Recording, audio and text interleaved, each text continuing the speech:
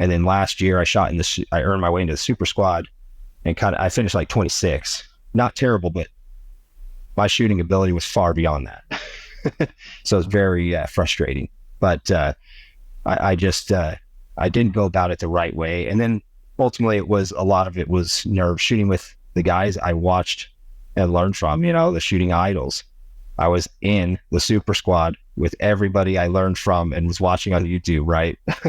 So that was a big, kind of a shock to the system that I was a little overwhelmed, I guess. And that was kind of, I wasn't expecting that, I guess, if that makes sense.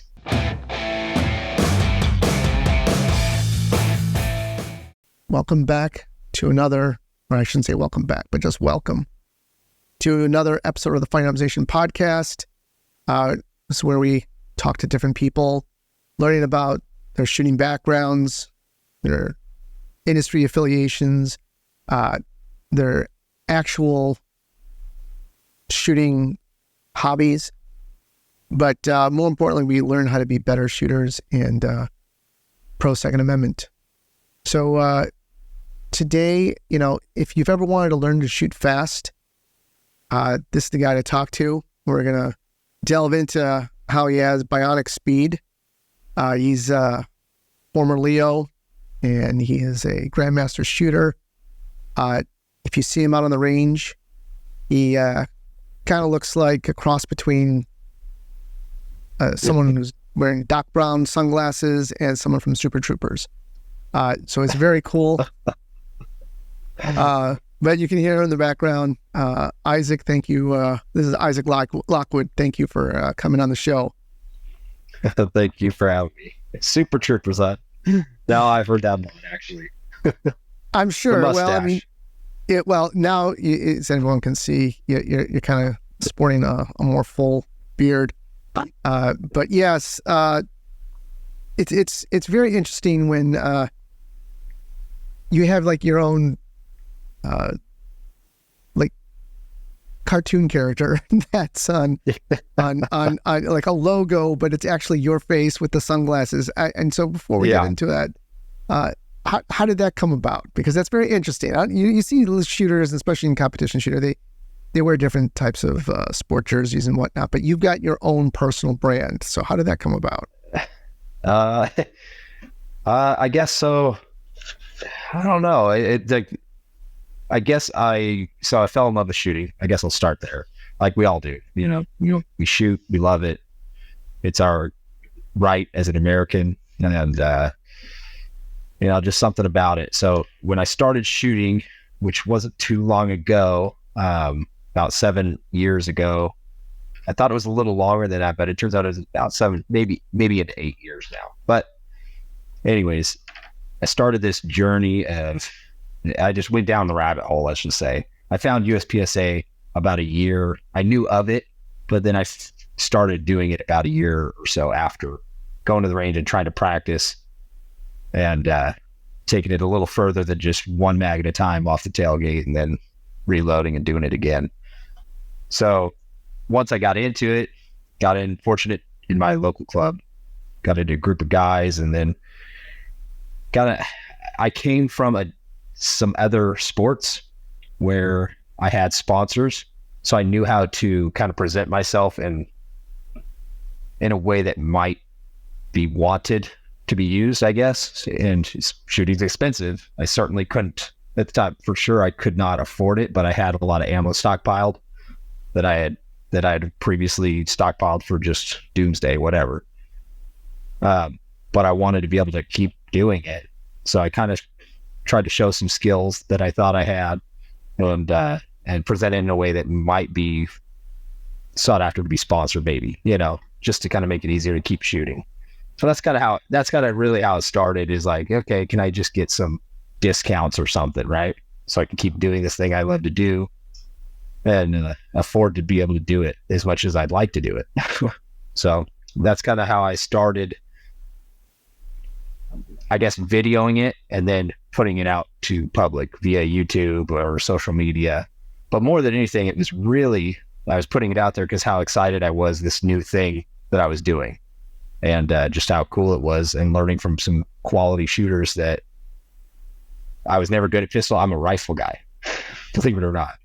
I love rifles, and I really didn't care for pistol shooting that much, but I wanted to get into 3-gun, couldn't do that because I live in California. There's not a lot of that. So USPSA, our local club, ran monthly matches, got into that. Some guys took me under their wing, taught me the fundamental basics, which actually made pistol shooting, it's still difficult, but much easier. It's really cool just when you hit what you're pointing at with a pistol, because that's easier said than done, especially if you have zero training. It's kind of like the hardest thing in the world. If you hit a can once out of 10 times, you think you're awesome, but they kind of showed me the way.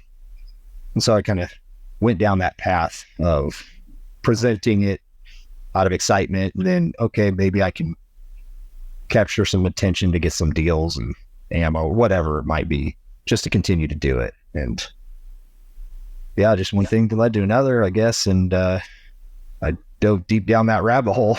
I just kept pushing. And yeah, so here I am now. So that was definitely it's a really good marketing move. I mean, you definitely have to have some balls to present yourself like that. I mean, were you? I mean, because you have a logo that said Lockwood, it's just it's like an L with I mean, some sort of design. Someone came up with a pretty good icon. But then the glasses. I mean, those are your signature sunglasses. It like I said, it takes balls to pull that off on the range. I mean, I know another shooter, John McClain. He's also out there. He's got those pants. He's got that style. Your style, you got those shades, and you're running around in like a cut off tank top. So the shades was more like I was always looking for comfortable glasses. So wearing them all day, I always had this thing. I never cared for glasses, and especially shooting glasses that were like 2 lenses. I always liked the single lens kind of sports glasses because they wrap around, they're lightweight, and they don't squeeze my head all day. And so basically, I just came across those. I just gravitated towards those and found some. What I wear it's a brand called Optic Nerve that's out there, and basically they're very comfortable. And it's one single lens, and I wanted a mirrored finish. I just kind of got that one. I think it was on sale. It's kind of how that worked out. So it wasn't really to make a statement at all. It just it was on sale or something. So I'll try these out before I buy more of them or whatever. And it just, that's how that kind of developed. The tank top stuff, that just happens because I live in Redding, California.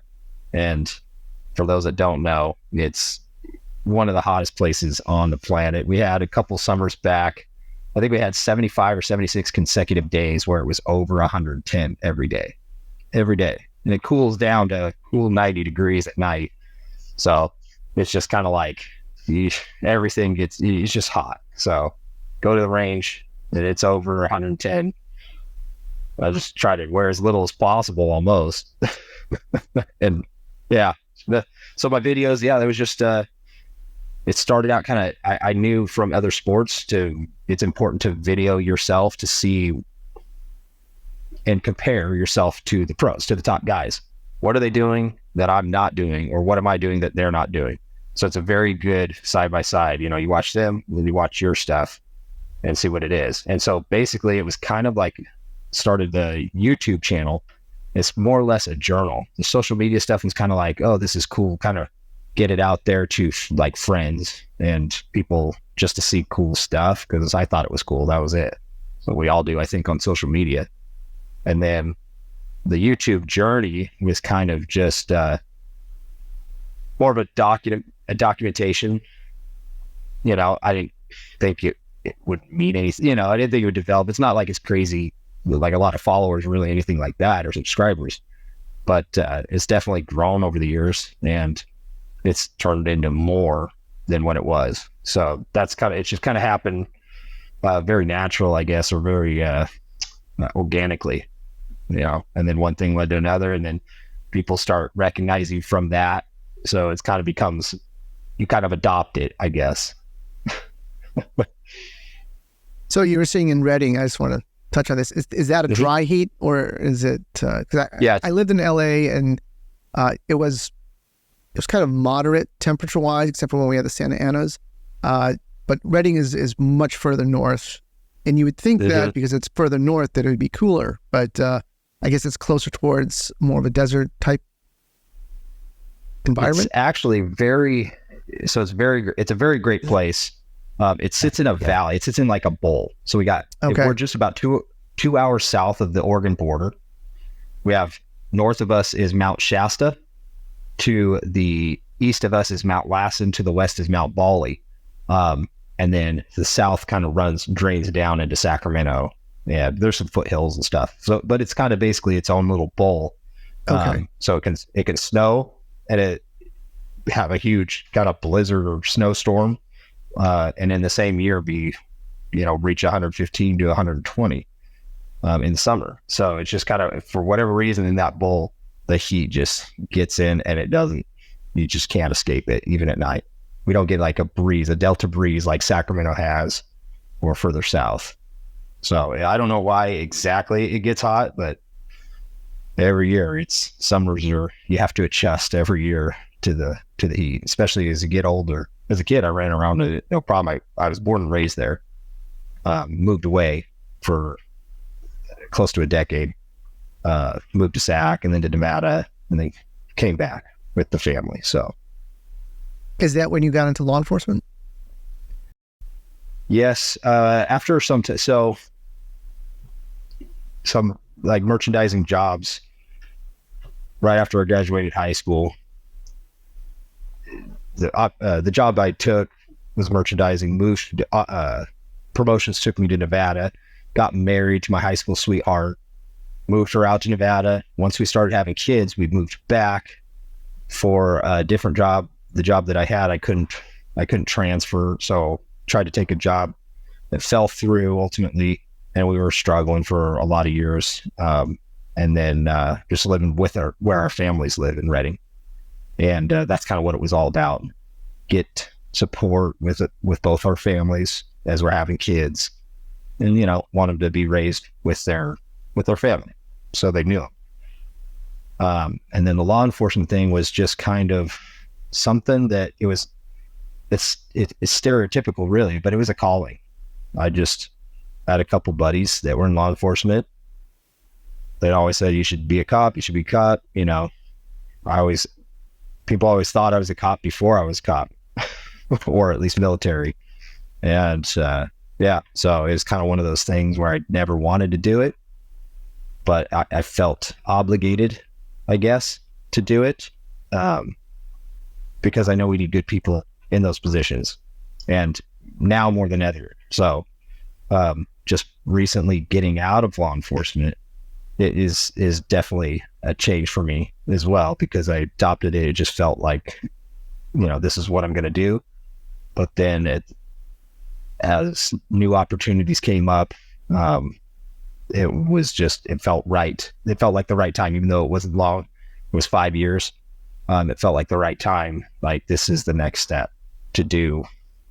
Feels like what I was meant to do is shoot guns, I guess. But I really enjoy it. I love the people, and there's nothing else I see myself doing at this point for sure. Were you always around guns or shooting, or did that happen once you started getting into law enforcement and started training with that stuff? So it's kind of a bummer story how I got into it in reality. So my wife and I have 5 children. So we have 3 girls and then 2 boys. At the time, our first boy, so our 4th child, but first boy, he at 9 months was diagnosed with cancer, leukemia. And so that was completely life-changing. And I'm a different person from that, and the other medical stuff we've gone through with our kids. But basically, after we spent the first 6 months, 8 months, better part of a year in the hospital, just kind of nursing them back, going through all the chemo stuff. Once we got home, your life as you know it if anybody close to you has had cancer or dealt with that. Anyways, it's not over, but there's nothing else going on. You're just trying to help, especially your own child, survive. So I was at home, and we were both just taking care of our son. When I wasn't going to work, I was at home. So I had guns, lived in Nevada, so I always loved guns. Grew up around my dad had some guns, not a ton, but I always loved them. Just watching Clint Eastwood, John Wayne, the classic cowboy movies, and I don't know, I always loved it. So I guess that's probably where it started. But then I just would get the guns out and I'd clean them, watch YouTube, look up gun stuff, just trying to get my mind off things. And then every once in a while, I would sneak out to the range and just shoot, be out there for an hour and then come back. And it just kind of get my mind. It was kind of my escape from the daunting life that I had during that time. And then, so found USPSA via YouTube, knew that there was a local club, found out that they also did USPSA. Wasn't really interested, quite honestly, because I was a rifle guy. I had pistols, but I was a rifle guy. So I figured, what the heck, I'll give it a try. I don't have 3-gun to go to. And then that's how it started. What was it like? He's good, by the way. I just want to put it out. It's a kind of a bummer story, but my son is good. He's 7 years old now, cancer-free, considered completely cancer-free now. So, we've been very fortunate in our medical issues. So I like to share it because it's a good reminder for me to, keeps me humble on how quickly things can change. But at the same time, I'm not trying to bum anybody out or no sob story. I'm not a victim. He's certainly not a victim. He survived it, and we're doing good. So we've been very fortunate and on the good side of things. Well, family is everything and health is everything. Yep. You can have all the money in the world, but if you're sick or injured, it doesn't mean anything. That's true. I was going to ask you, so yeah, you got into USPSA watching YouTube. Was there any particular thing on YouTube that you liked? So there was a show. It's actually a show called Hot Shots out there. Sure. I don't know. Have you seen it? I watched it all. Yeah. Yeah. Stumbled across that, and I loved watching Clint Upchurch and Jerry Mitchell, like in the 3-gun stuff. Like I said, but of course I watched Max Michel. It started with Casey Eusebio. Casey, and then yep. it kind of transitioned into Max Michel's journey to Worlds during the seasons. I think there was 3 seasons, if I remember right. I think it was right. Yeah. Right. So as I continued to rewatch it as I got into USPSA, so I could learn about it and kind of learn about it by watching it, but also because I didn't know what else to watch, or I didn't know the players. I didn't know all the names. I knew basically of KC, Max, and JJ because he was in there too. And then I kind of learned a little bit more as I got it to shoot with some of the local USPSA shooters that kind of told me of people to watch. And so I just expanded from there, watching Nils, watching Christian he was shooting maybe. Yeah, I think he was shooting by then, but he was still just probably in high school, maybe at that time. Yeah, he's still very young. I mean, it's crazy that he's very mature for his age in the too. Having a couple conversations with him, but yeah, it was just like, those were the guys to watch, and so that's what I did. I'd watch them, see what they're doing. I'm a very visual person, so I don't learn the best from being told what to do. But if you show me what to do, I can emulate it. Mm-hmm. I can kind of copy it. And then as I copy it, I turn it into my own, what I can do with it. So I can't, I'm not JJ, I'm just not.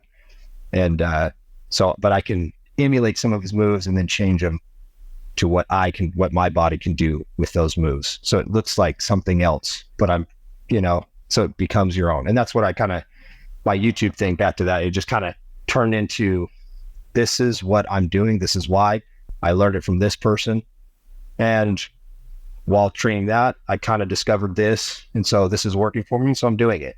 And through the years, you'll see whether it's grip, whether it's movement, it's always changing, you know? So I don't ever feel, and I've learned that from golf. I used to play golf, that kind of watching Tiger, because I was really pursuing golf, but Tiger was always changing his swing. He was the best in the world. And they would always talk, why would he change his swing? He's the best in the world.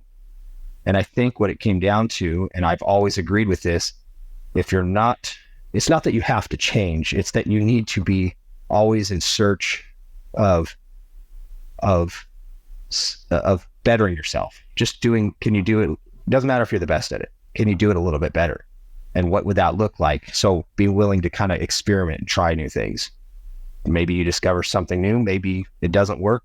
Regardless, I think it's a very important thing to continue or to keep your brain in that learning mode where you're interested, where you're pushing, and you don't become complacent.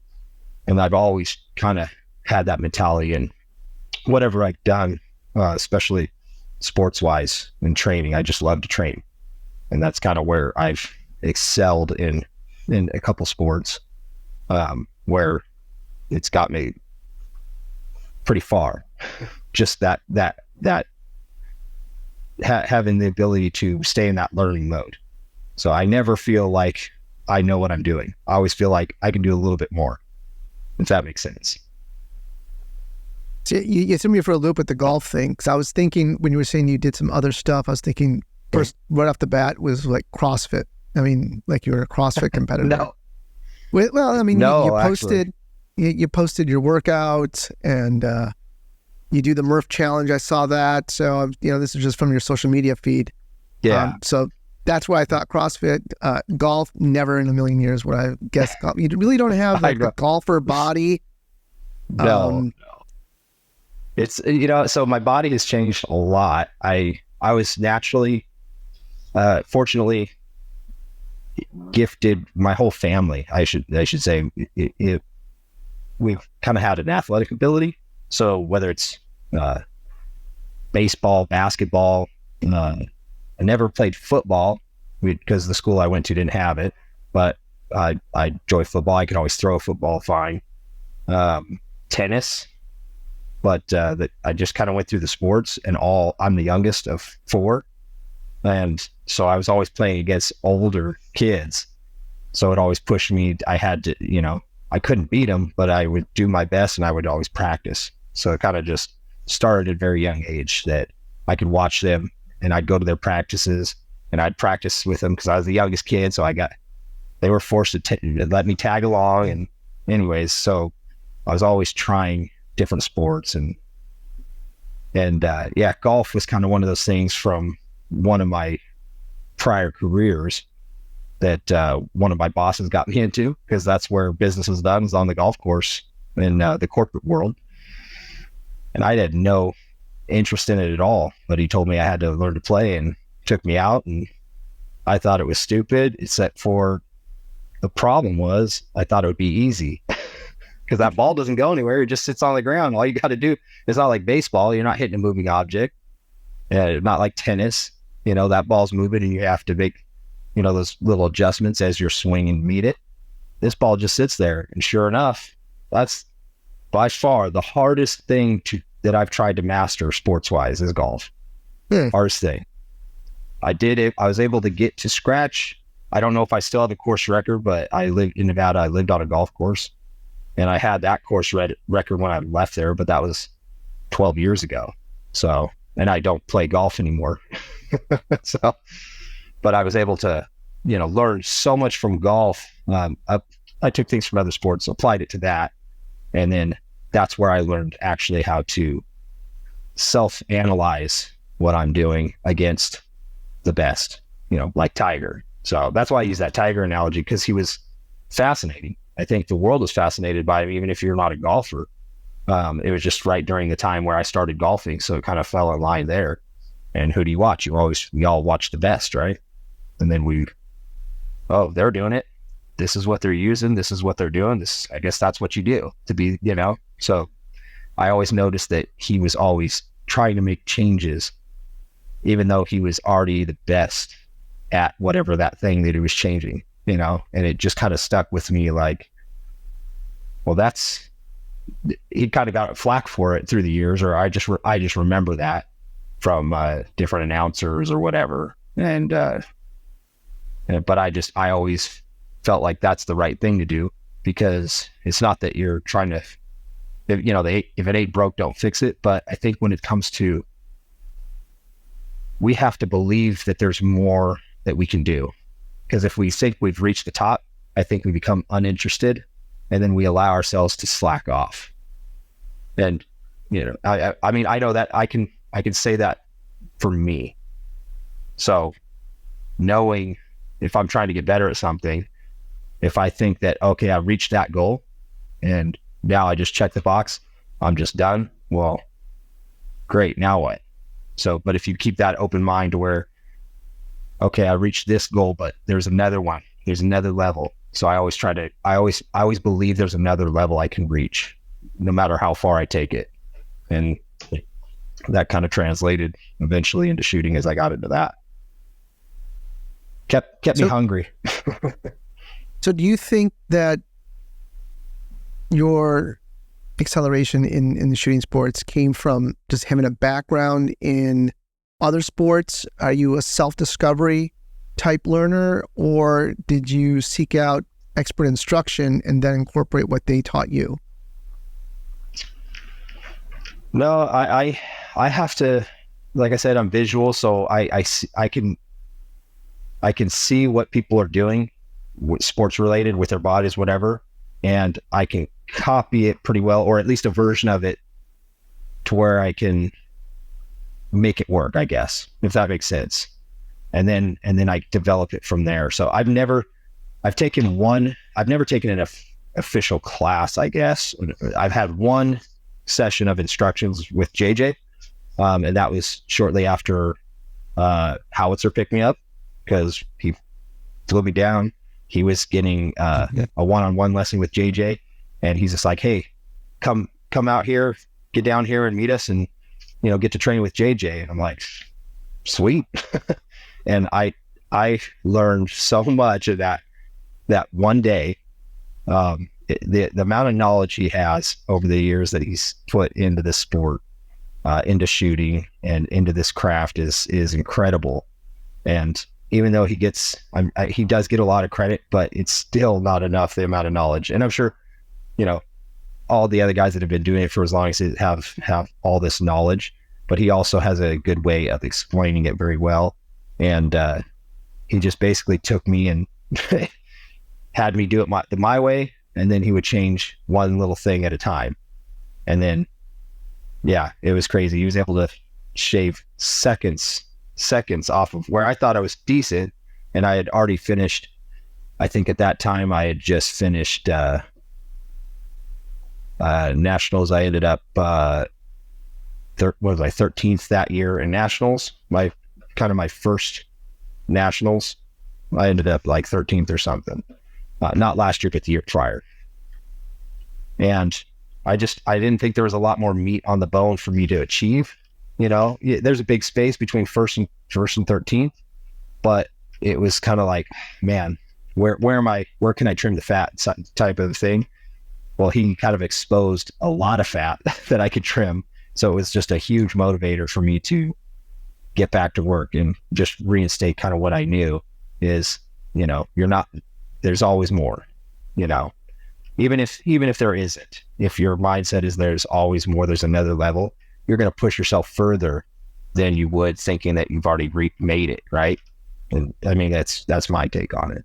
So yeah, JJ is the only instruction I've taken. The rest has just been YouTube, but in the last couple of years, I'm not really watching anybody.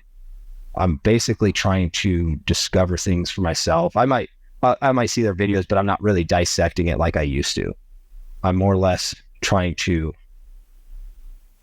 I guess, perfect what my body can do, you know, because I'm the only one with my body, right? And that's how I kind of teach is like, I'll show you, I have no problem showing my way, but by all means, I'm not saying it's the best way, but it's the best way for me right now. And this is why I'm doing it. And then next year, I might be doing something a little different, but I'll tell you, wait, this is the best for me right now. So I've learned, or, through training and pushing things. So that's kind of what I just tell people is like, try everything, whoever your inspiration is, or whatever you see that's working for somebody, try it, but adapt it to your body type and try to make it work for you. Because it could be even better than what they're doing for them. Or it could just not work for you based on how your mechanics are with the way your hands are made, or the length of your arms, whatever it is. There's just so many little differences. So you can use that to your advantage. But I think sometimes people make it a disadvantage trying to emulate exactly what somebody else is doing. So anyways, my thoughts. When you first got into it, was the goal to be a national champion? Was the goal to be a GM, be a pro shooter? What was your goal? At first, my first USPSA match, I DQ'd on the first stage because I was broke the 180 trying to game it. Believe it or not, I was trying to. I've always kind of had that high confidence of. Good, bad, or indifferent. It's like in my head, I never let myself believe I can't win. I always believe I can win. And that first match, I was like, how cool would it be to come out and win? And so I looked at the stage, and I, by all means, did not have the skills to win. And that is a kind of an ignorant thing to think, but I think most men in our heads were all Rambo, right? We could, right? So I went out and I DQ'd on the first stage trying to reach around a barrel and get a target that saved me a position that I wouldn't have to go to if I just got it from there. Anyways, I came back, and then I realized very quickly how, you got kids that were half my age, you got 50, 60-year-old ladies just destroyed me. I didn't DQ my second match and they just destroyed me. And it's like, well, hold on. Maybe I'm not the natural shooter I thought I was, right? So my goal originally was just to try to get to the mid-pack, and get better. And I didn't have plans. It was more of a hobby, right? At that time, it was my escape from, going through things at home with my son, that sort of thing. And then being around, I learned the shooting community, and not just in my hometown, everywhere I've gone, it's the best of all the sports I've done. It seems like overwhelmingly the best genuine people that they will literally take the shirt off their back to help you. They'll give you a gun belt. They'll take their gun belt off, give it to you, give you their gun, give you ammo. Hey, you want to learn? Here, let's go. That just doesn't exist in a lot of other sports. And so that kind of, makes you want to come back, makes you want to be a part of that community. And I think people should feel fortunate if you're in this community to be a part of it and hang on to that, because we got a lot of good people. So originally, no dreams of national. I mean, I didn't even want to change. I wanted to wear my drop leg holster and I had a 5.11 soft pouch that held 5 mags with a flap over the top. I was just like, yeah, this is tactical. I don't know what you guys are doing, but this is where it's at, right? That's what I thought. But I did want to get better and not get beat by kids and old ladies. And that's where it started. And then once I worked my way up that, I kind of, you're always looking at your local heat, the best guys at a local level. And then, okay, can I reach those guys? And so I would push and try to reach those guys. And then once you do that, it's like, okay, you broaden it out. Can I go to other clubs? Can I win at other clubs? Can I win, the bigger matches, level 2s? Can I go to area? And it just kind of grew from there. And the further away we got from, we had some other medical issues. I won't get into all of them, but we've been on the fortunate side of a lot of them, a lot of terrible diagnoses. But as we as I got better at shooting, I also got better at appreciating like family time and just enjoying the time, whatever you're like this experience right here. We're all people and we don't know how long we're here. So it changed me. And I kind of, during the whole time I was learning how to shoot, it just kind of all came together as one, I guess. So it just really, truly does feel like meant to be this journey. And yeah, I just fell in love with it. And as things got better at home, I was able to spend more time training at home too, like dry fire and stuff, and take the kids to the range. Got my daughter involved for a good year or two, I should say. And then she outgrew it. She became a teenager, and then she doesn't care for it. She's into volleyball. But anyways, I didn't drop it. I'm sticking with it. So yeah, I just kept looking for that next level, and I was kind of waiting to be told this, something to tell me to stop. Like, okay, this is where you're at. Maybe you're just your local club champ, and that's where it ends. And I'd be fine with that. I'd still continue to shoot and enjoy it and have fun. But it really feels, like I don't feel like an end, especially, like I said, a big kind of another aha moment was that one session a year ago with JJ. And it really opened my eyes to how much you can accomplish in this, or how much more I had to go. Because sometimes you just don't know what you don't know. So I recommend taking classes, trainings and classes from different individuals or whatever, because you can learn something. So I always plan to, I just never had time for it so far. So, and now I find myself in I've not, by all means, I'm not too good or anything to take a class from any of these guys, from JJ, Max, Mason, anybody. Doesn't matter. I don't care even if I were to outrank them, it doesn't matter. I could still learn something. That doesn't mean anything to me. It's just, so I would recommend that. And I plan to in the future, but I'm in a kind of a weird position, almost as like, now that's my competitor. So it's almost like, do you want to tell me your secrets?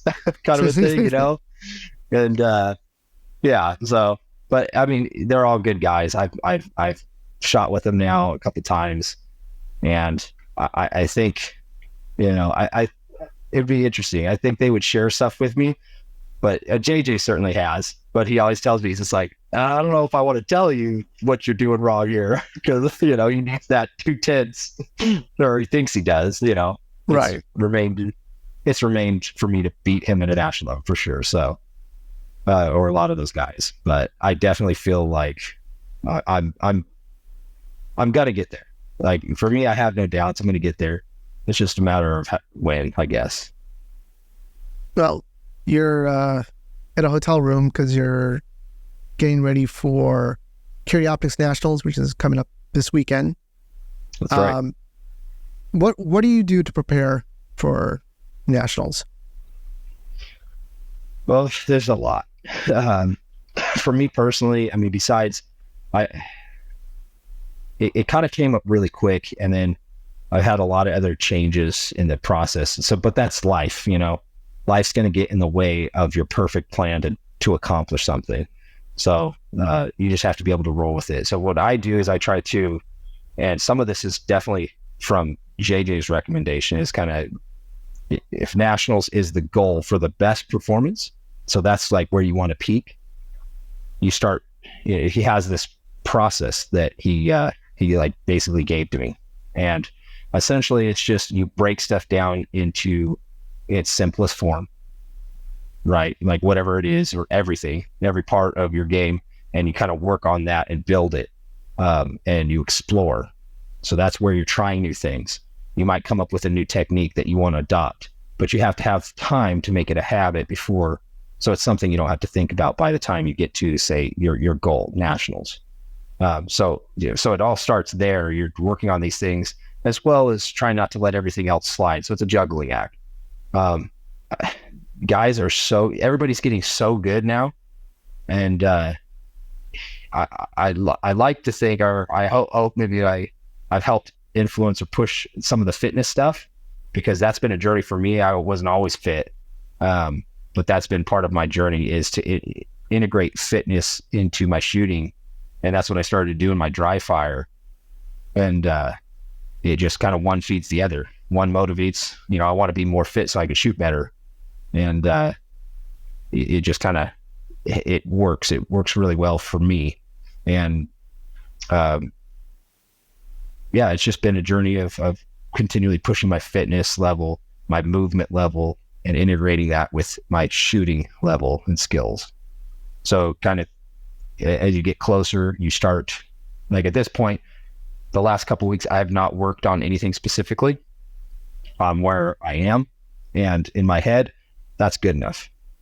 I mean, it's not, like, don't get me wrong, I'm not settling, but I'm good enough in my head. I'm good enough to win nationals with where I'm at now.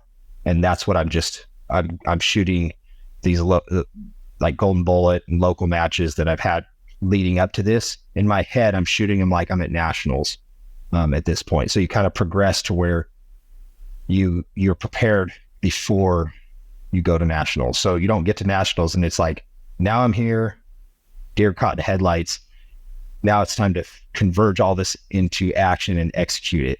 And that's kind of what I did last year and fell on my face. The year before, I did a little bit better. Before I knew the process, I just kind of naturally did it.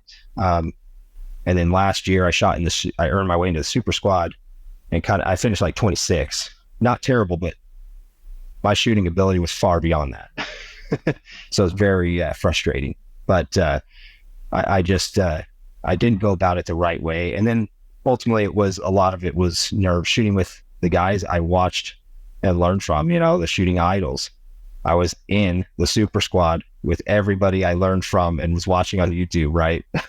So that was a big, kind of a shock to the system, that I was a little overwhelmed, I guess. And that was kind of, I wasn't expecting that, I guess, if that makes sense. So learned from that and been building on that since, and tried to put myself another opportunity to shoot with those guys. And the most recent one was Dragons Cup, and felt very comfortable.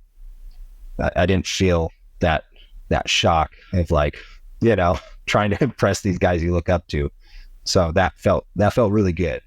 I had some other physical stuff. I got tendonitis really bad, overtraining. No excuse. I earned what I got, and I was actually happy with where I was. But physically, I just couldn't hold the gun anymore at that match. It just was what it was. So it's good now. I feel great. And I'm excited for this nationals and the other stuff that's going on with Shooting USA, the Build Drill Challenge. So lots of opportunities, and just really fortunate to be a part of them, in all reality. Well, you gave me a perfect segue, because I wanted to talk about the Build Drill Challenge and what that is.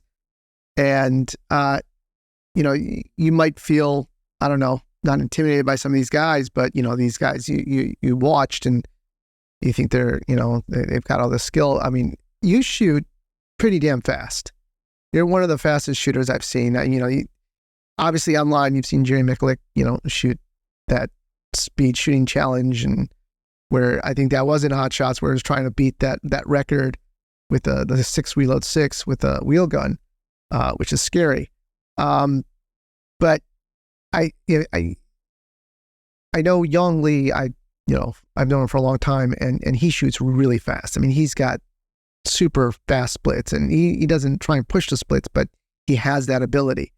You've got that ability too. You did, I think you did your Build Drill in 1.23 seconds. Was that your previous record? Yes, that's what I did at Nationals last year. This year's going to be a little different, but yes, last year it's going to run the same this year. I'm just not going to be a part of the initial challenge. So that's, for those that aren't familiar, hope. What you're trying to do is you're giving people hope that they're actually going to get somewhere, and then you're going to come in at the end and take the rug from underneath them. Well, no. So whoever wins is going to win that money and win the prize. So whoever wins overall, and they have it even broken down to winners for each class, as well as giveaways each day for all the entries for that day. So it's really behooves people that are at nationals, shoot the build drill, because not only can you just win a prize by drawing your name, you can win your class. You can win, you get a shirt just for entry. Howitzer is giving away a free shirt just for entering into the build drill challenge. So you're going to get something. And then ultimately the winner of that challenge is not going to be me. That's something separate. So the winner is the winner of this year's challenge. And they get the prize money.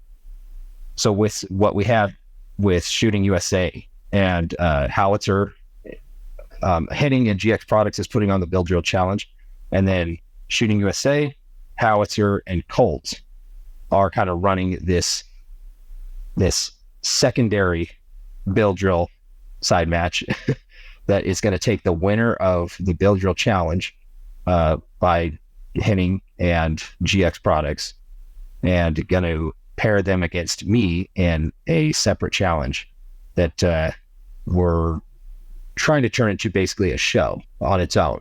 And this we'll see. I'll let John kind of further on that, how he wants to in the future, but we're going to see where it takes us. And ultimately it's going to be them shooting against me. We each have 6 tries only on the build drill. So it's a little bit more strategic.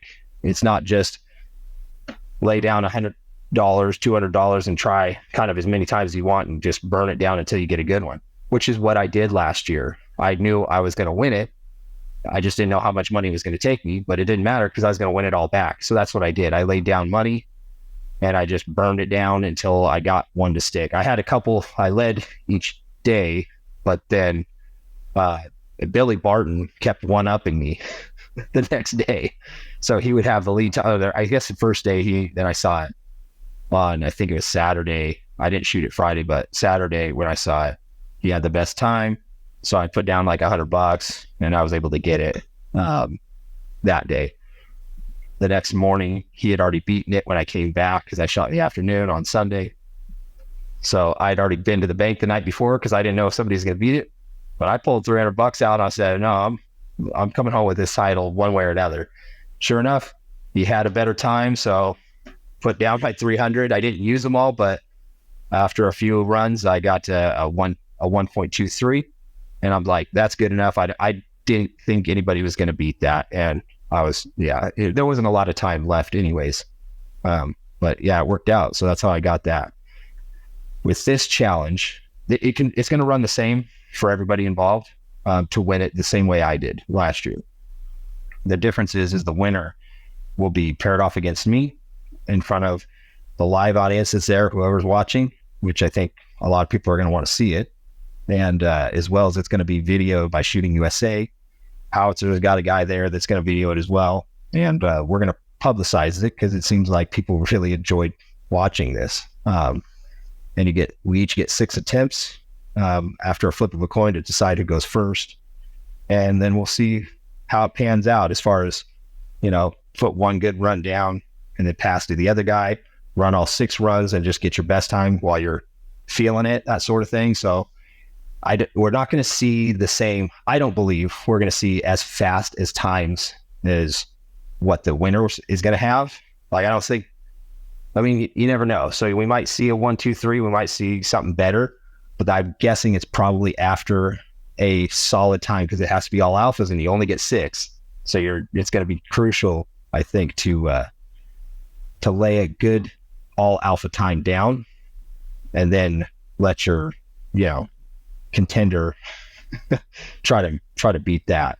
So it's going to be a little different, and it's very interesting to me because I haven't done anything like that. It'll be my first time doing this format, just like I'm sure it will be whoever I'm contending with. So, but what's cool is the winner keeps the money from the challenge, which won't be me.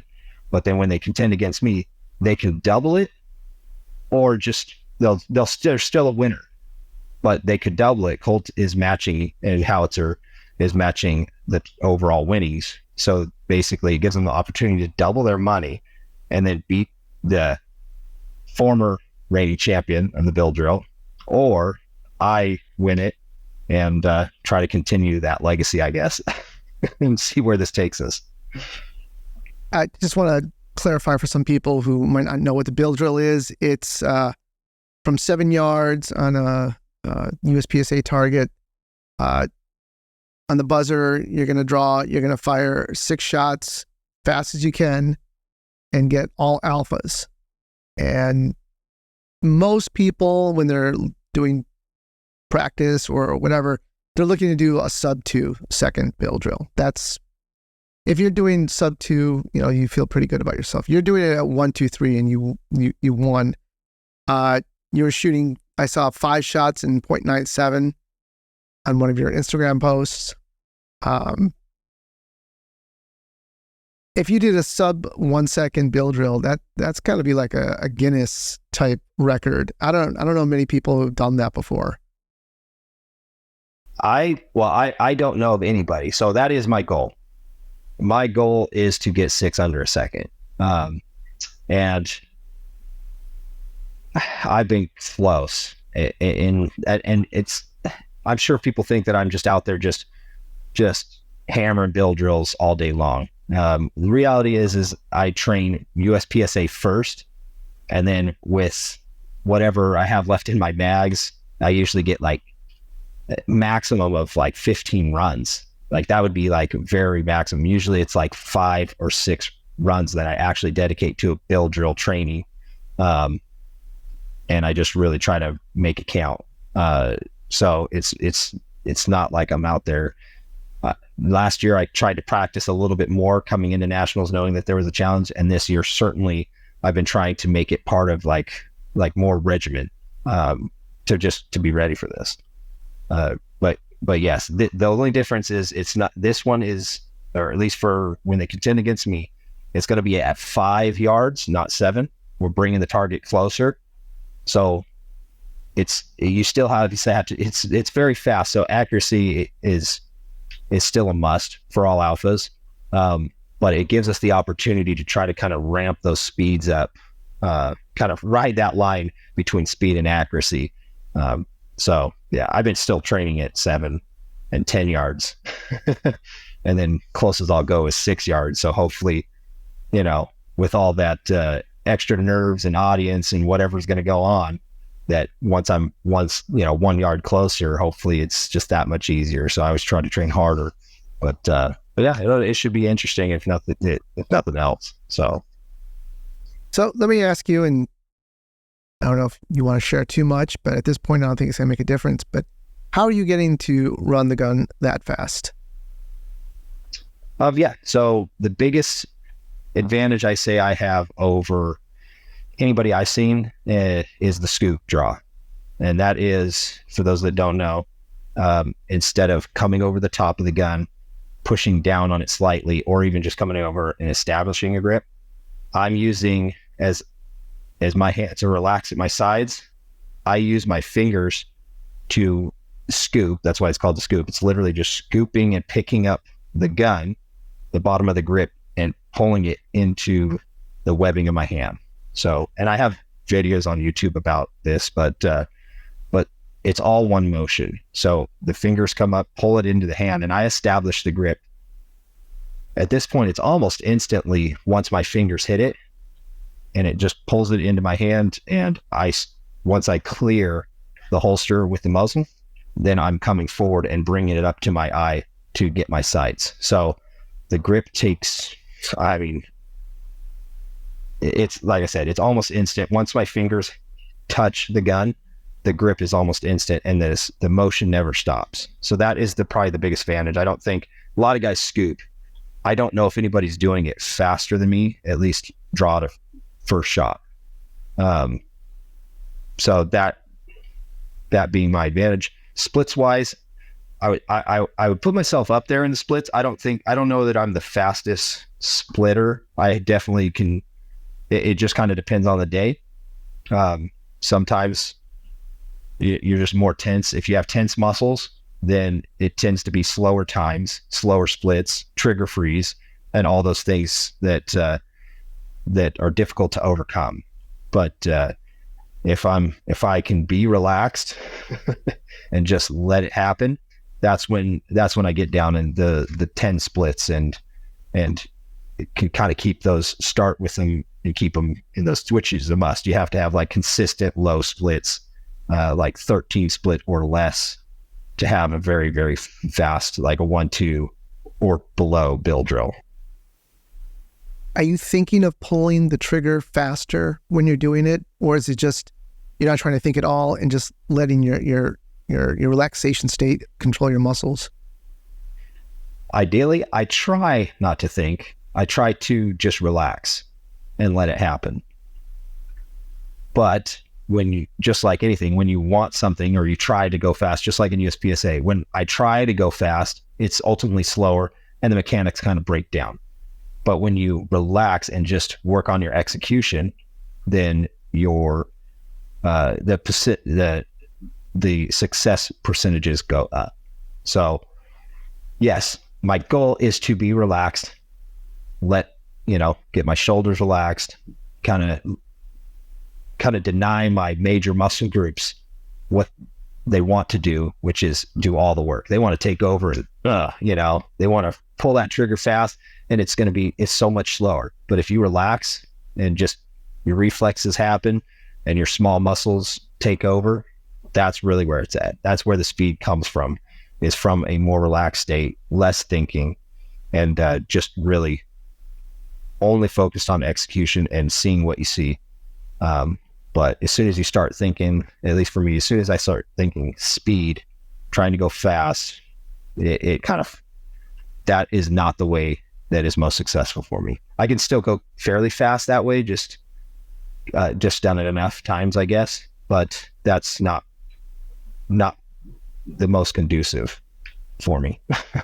So my fastest times, like without trying, when I'm relaxed out there and I just see what happens, it seems like my recoil management's better, even though my hands are more relaxed. I'm not trying to control the gun, and my splits are faster, my draws faster, and I've gotten I had not gotten under a second on a build drill. I've been very close several times. It's just a matter of time. So one of these days I'll get enough ammo to where I can just dedicate to it, and then we'll see what happens, because that's my ultimate goal. So obviously when you're doing the build drill, you're just blazing through that trigger. But in general, when you're shooting, are you a prepper or are you a slapper when it comes to trigger control?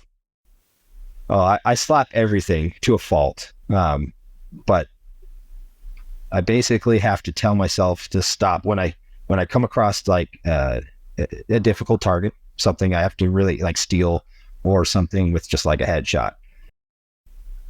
I've trained myself to, when I get to it, I recognize that, I literally tell myself stop, and I have to take my mind off of the sight picture at this point. This is just I'm an open book. I have to bring my focus from what I'm seeing to my trigger finger to stop it from slapping and start to prep, and then take it back out to the focus, not my vision. My focus goes back out to what I'm seeing and let the shot break. For me to, because I'm a natural, I just slap everything out to, well, as far as the target is. So that's something that is still in development for me. Like, it's still something I'm working on to develop kind of a process that works for me, that I recognize those targets. It's just one of those things. I think everybody, whatever shooter it is, they have a process for a difficult target and for steel. And it just depends on how much it's ingrained. So how much it's second nature for them. Or for me, I'm still at the level where I have to actually change my focus on it. And I know some of the top guys don't have to do that. It's just, it happens kind of without them having to completely change their focus. So, and it feels like forever, but when you look at the timer, I mean, I've looked at, my times on same stages that those guys on some of these things. When I do it correctly, it doesn't mean anything on the timer. It just feels that way in my head. So I just needed to, as I'm going forward after this nationals, it's something I'm going to continue to work on and make part of the process till I, get to the point where it's not a thought anymore. Like some other things have become like the scoop draw. I don't think about it. I don't have to think about anything. It just happens. So that's where ideally you get every skill level. But I think that's what's the beauty of it is once you get there, I'm still like with the scoop, I don't think about it, but when I work on it, I'm trying to get more. So, just keep pushing. One last thing I want to bring up is, so I'm wearing my JJ Howitzer shirt. You're wearing a Howitzer shirt. So Howitzer is a clothing company that they're very pro-law enforcement, pro-military. They have a pro staff. I would say, you're a member of that pro staff, along with JJ and Max and some other great shooters and instructors. How did all that come about, your association with them? Well, actually, so Eric Foss is the owner of Howitzer. He found me on Instagram, just kind of stumbled across some of my videos, and he reached out to me, just messaged me, told me, hey, I've got this clothing company. I'd like to send you some things, see if you're interested, and talking about it. Kind of, he wanted to make sure, just as well as I do, as anybody I get involved with, you kind of want to make sure, see who you're getting involved with, right? Not that there inevitably in this world, there's people that you don't want to do business with. So it's good to, meet and talk and that sort of thing. So that's what we did. We talked, but then he talked to JJ, was already on the team, and he talked to JJ and asked him about me, and we had already met at that point, JJ and I, and kind of hit it off. Oddly, and that, I mean, everybody gets along with JJ, gets along with everybody. So, but it was just kind of one of those things where just kind of a very over a weekend, a quick like bromance, I guess, where we just kind of got along really and started messaging each other. And yeah, Eric asked JJ about, hey, do you know this guy? Is he a good dude? Is he gonna represent well? What do you know about him? And yeah, so JJ vouched for me. And so that's how it started. So sent me some clothes, told me what he's about. And then I talked to JJ too. And he's just like, yeah, this is the guy. So he had told me a little bit about it, but I kind of like, oh, okay. It's clothes. I'm into shooting. Right. I didn't really put it together until after that. And then, yeah, so it's been amazing. I can tell you Howitzer Clothing, and this, Eric's vision for it is to, it's not a nonprofit, but it's to basically allow him a way to give free training to law enforcement veterans or people, like there's a lot of veterans out there with PTSD. And then we all know, especially me coming from law enforcement is suffering big time from lack of training, at least most agencies. So they don't have the funding, they don't have the time, they're underpaid and they're overworked. And the last thing they want to do, at most of them, is go to the range on their own time and their own dime to train themselves for work. They kind of just want to escape it. And that seems like part of work because it's the range, right? So it's kind of a way to take the load off of the departments, the agencies, to pay for it and say, hey, it's free. Just get your guys there and it's free. So that gets them better training and instead of their everyday instructors, which I'm sure are great. They have some great instructors. I've had some good ones, but I've had some archaic teachings in law enforcement.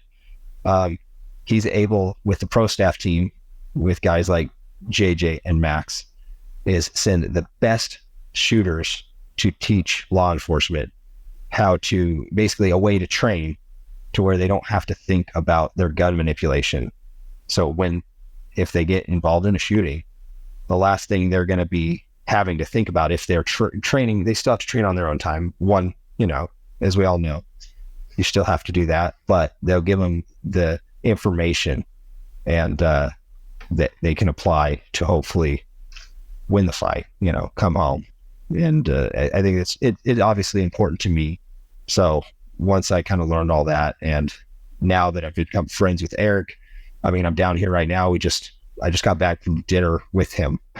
So that's really where his heart is, and that's where he's pushing this company. And now he's into USPSA.